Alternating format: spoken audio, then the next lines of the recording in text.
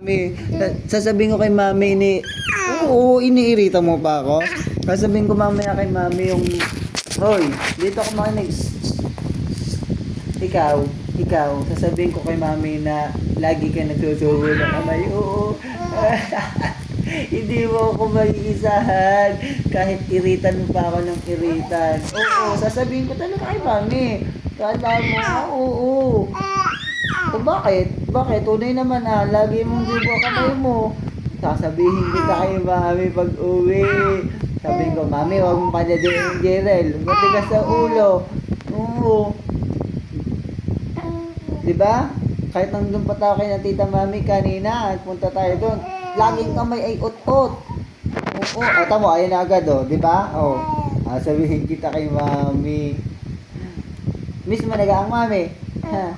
Miss mo na mami. Miss mo na, oo. Dede, ikaw kay mami pag uwi. Tapos tutulog na ikaw. Diba? Oo. Alam ko namang miss mo na talaga ang mami. Mas gusto mo dede ng mami, diba? Favorite mo yan, diba? Talak ko naman Kaya kahit naka-dede na dede pa ulit kay mami. Diba? Ano yan? Ano nangyari sa'yo? Ba't ikaw nag-iinat na dyan?